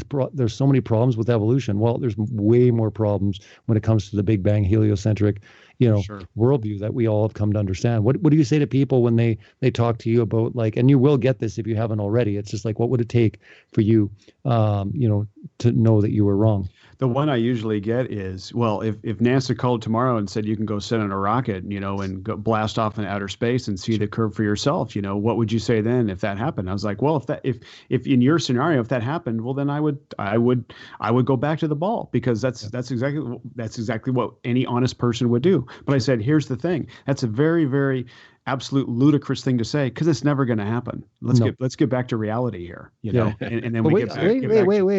I heard that next year they're going to have hotels in space that you're going to be able to like book. I was just talking to my kids about this at the dinner table, like last night, because they were saying, hey, they're hearing at school, hey, we're going to be in Mars, next year, whatever. And I was like, you know what? When I was in high school, we were talking about Mars was what was going to happen next. Okay. And we were told when I was in high school, we were going back to the moon. I said, they're just going to kick the can down the road, and it's going to happen by 2025, and when we get there, it's going to happen by 2030. When we get there, no, it's going to happen by 2035. It's just going to be more of the same. Yeah, I think what I use, we were talking about the moon. I want to go back to it because I didn't get a chance to say what I say to really infuriate the feminist or even throw in the racism card. But I'm like, listen, no woman has ever walked on the moon. You don't think with all the women's lib and all the feminist things, you'd think they would just be going crazy right now. They love marching, getting their rights and their equality. Why don't they have their equality on the moon? Furthermore, there's never been a person of color on the moon. I mean, talk about a racist organization, NASA. And I'm just surprised that a lot of people don't storm the gates of NASA and demand certain things when it comes to the racism card or when it comes to, the sexist card. Heck, I mean, pretty soon it would be like the first transgender or the first homosexual. All I'm saying is none of that has occurred. Don't you think that they would want, and the whole thing is when they start looking into it, even if they use this as their motive, it's a great motivating type thing to do. And I've done it with a few people. You mentioned talking to people in Ubers and stuff. I do the same thing, but I do it with women a lot. I'm like, especially if I'm dealing with a really strong feminist type woman, I'm like, listen, that's great. Listen, next time you're at your meeting, I'm going to tell you about these guys because these guys won't let any woman walk in the moon. What? No, that was funny. There was an article that just came out about the first woman spacewalk or something. There's something to do with women, and it's like someone put in. I think they've been listening to Robbie Davidson talk about his no woman on the moon thing. And now they're up in the ante saying, okay, we're going to allow women to do spacewalks or something like this. But I just used that as an example. The whole idea that we've never been back. Man has never, ever been back, nor has a woman been there, nor has a person of color. And I use it all the time. If I'm talking to someone, I use it and I let it sit in their brain, and it works too. They're like, yeah, wait a minute. We got a black president. I said that to one Uber driver one time. I said, look, man, we've had a black president, and yet we don't have a black person walk on the moon. And they got mad. They got mad. They got mad at NASA. Great point. Our last Uber driver, we got him to say audit NASA, because we were saying they get $56 million a day. Remember that, Nate? Well, that guy was sharp. He was like, we need to audit NASA. We need to audit NASA. You can see it. So I think sometimes when we just get people thinking that way, or start using kind of what fuels them, and some people are motivated by the sexism card, or they're fueled by equality. Great, let's use it, because again, NASA's sure not showing equality when it comes to that debate. So I use that. I think there's lots of ways to do it. That's kind of my little technique. I wanted to throw that in there, get people thinking. If some women are listening or somebody else, think about that for a bit, because the sad reality is you're never going to see it, nor is it going to happen in your children's lifetime, because it cannot happen. And that's exactly what we've talked about on this broadcast. We've had Paul on the plane. Paul, really quickly, maybe mention where people can find you, any information that you want to say to the listeners in the last few minutes here. Sure. Yeah. Well, first of all, thanks again for the opportunity. Great visiting with you guys again, and look forward to hanging out. So appreciate the invite to be on the show tonight. So best way to see some of my work, or just kind of get exposed to some of what I've been doing, is just my website, paulontheplane.com. But all my videos are also on my YouTube channel, and then my podcast I release every week, usually on a Wednesday or Thursday. It's called Dome Life. That's also on my website, but you can find it on all major podcast platforms like Stitcher and SoundCloud and iTunes, etc. And then Truth Frequency Radio every Tuesday night at 5 o'clock Pacific, at 8 o'clock Eastern for 2 hours is Paul on the Plane Live. So my co-host and I talking flat Earth for 2 hours every week. That's right before Mark Sargent's show, Strange World. And then I was just at the Question Everything conference, with Pastor Nate and with Robbie, and looking forward to presenting at the both of the Flat Earth conventions in Europe in September, and hopefully see you guys in Dallas in November. Yeah, well, I'll see you in Amsterdam, Paul, and definitely we'll all be together in Flat Earth International Conference 2019 in Dallas, Texas. So great to have you on. Thanks again, Paul. Thanks, Paul. We'll talk to you next Saturday, and we've got Jared Cressman coming up as our guest next week. So take care, everyone. Blessings.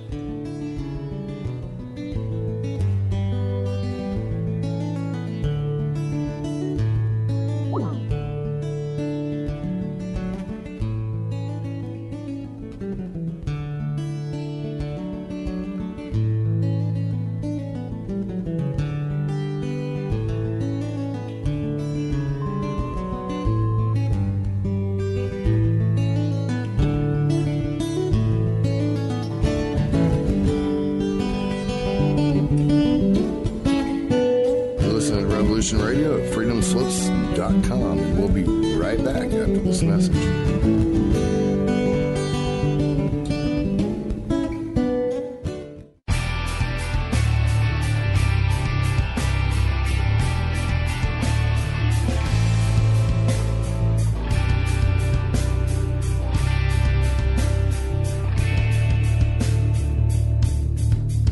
Welcome to Revolution Radio, where you, the listeners, are in charge. Here at Revolution Radio, we present 48 broadcast hours of news and information each and every day. Revolution Radio never sleeps. Revolution Radio is worldwide and borderless information. Revolution Radio is also commercial-free. Revolution Radio is supported 100% by you, the listeners. And that's why we appeal to you to donate and support this station and its expenses. You can support us in many available options, like archive subscriptions, our seed pack selections, or even my woodworking store. And we also even have Revolution Radio's swag at the Revolution Radio Zazzle store, once you can get t-shirts, coffee cups, even a baby onesie. Or you can just plain donate to the cause. We cannot continue without your support, and your support is what helps pay the bills. So please, if you wish us to continue, please stop by our station support page and drop a dime on us. Revolution Radio, where information never sleeps. Don't miss Celebrate Truth with Robbie Davidson and Pastor Nate every Saturday, 7 to 9 Pacific, 10 to midnight Eastern on Revolution Radio. They talk the Bible and how it exposes a lot of lies in the world with special guests, roundtable discussions, and call-ins from you, the listeners. This is not your typical Christian radio show. Celebrate Truth with Robbie Davidson and Pastor Nate every Saturday from 7 till 9 p.m. Pacific, 10 midnight Eastern on Revolution Radio.